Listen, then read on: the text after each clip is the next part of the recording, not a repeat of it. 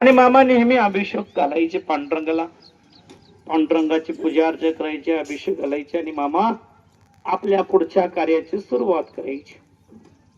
आता अनेकाला प्रश्न पडत असेल, बाळूमामा तर देव आणि बाळूमामा देव असून सुद्धा प्रति पांडुरंगाची वारी करत होते.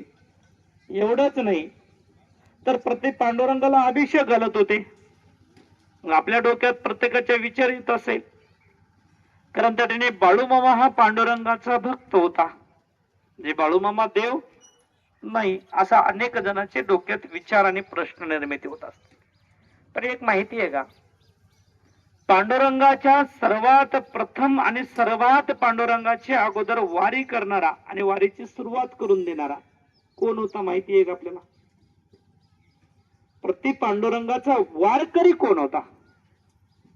प्रति पांडुरंगाचा सर्वप्रथम वारकरी महादेव होता, एक लक्षात ठेवा. आणि दुसरी गोष्ट जरासा अभ्यास करा, पांडुरंगाचा वारकरी महादेव होता आणि पांडुरंगाची शरीर प्रकृतीची आपण जे मूर्ती बनवतो, आज पांडुरंगाची हुबेहुबी मूर्ती आपण जे बनवतो, त्या मूर्तीवर महादेव कुठे बसलेला याचा अभ्यास आहे का आपल्याला? कारण त्या मूर्तीवर सुद्धा महादेवाचं स्वरूप आहे, महादेवाची पिंड आहे. पांडुरंगाच्या शरीरावर महादेवाची पिंड आहे. आता विचार करा बरं, हे कसं असं? गणित वेगळं आहे हो. कारण एक ध्यानात ठेवा, कारण त्या ठिकाणी महादेव पांडुरंगाचं महत्व वाढवतो आणि पांडुरंग महादेवाचं महत्व वाढवतो. मग पांडुरंग आणि महादेव कोण नेमन? पांडुरंगही तोच आहे आणि महादेव सुद्धा तोच आहे. जगाला दाखवण्यासाठी वेगळ्या वेगळ्या माध्यमातून तो कार्य करण्यासाठी, जग कल्याणाचं कार्य करण्यासाठी तुम्हा आम्हाला एक त्या ठिकाणी तुम्ही आम्ही पांडुरंगाचे नाही होऊ शकत नाही ना, तर महादेवाचे व्हा. महादेवाचे जमत नाही ना, तर पांडुरंगाचे तर व्हा. मग हे तुमचं कुणीकडे तुम्हाला पटत नसेल तर शेवटी भगवंताला कलियुगामध्ये अवतार घ्यावा लागला. कुठं?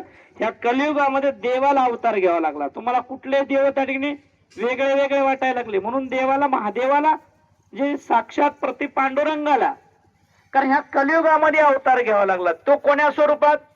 आज ज्या स्वरूपाची आपण पूजा अर्चा करल ना, त्या स्वरूपात भगवंताला जन्माला यावं लागलं आणि देवाला जन्माला येऊन जग कल्याणाचं कार्य करावं लागेल. कारण देवाची पूजा अर्चा करायचं म्हणलं तर माळ घातल्याशिवाय पूजा अर्चा होत नाही. म्हणून प्रत्येक क्षेत्रामध्ये, प्रत्येक देवाच्या कार्यामध्ये गेलं की माळ घालणे, जप करणे, तप करणे, हे सगळं काही त्या ठिकाणी विधी करणे, पूजा अर्चा करणे, हे अनेक गोष्टी त्याच्यामध्ये त्या ठिकाणी आपल्याला त्या नियमाप्रमाणे करणं म्हणजे कठीण वाटायला लागलं. मग कलियुगामध्ये काय? या कलियुगामध्ये कसं आहे माहिती आहे का, क्षणिक देव पाहिजे, तुरीत देवाचं प्राप्ती पाहिजे. तर मग आता तेवढा 1-1, 2-2, 3-3 तास, 12-12 घंटे, महिना 2-2 महिने, 1-1 वर्ष देवाची तप करायला वेळ अजिबात नाही. संसार, संसारामुळे त्या ठिकाणी माणसाला देव आणि देव कार्य करणं फार कठीण झालेलं आहे. कारण संसाराच्या पुढे देव शून्य आहे आणि संसार मोठा झाला देवाच्या पुढे. ध्यानात ठेवा, देव हा शून्य झालेला आहे संसाराच्या पुढे आणि संसारा आपल्या ईश्वर प्रमाण झालेला, एक लक्षात ठेवा. आज बघा तुम्ही,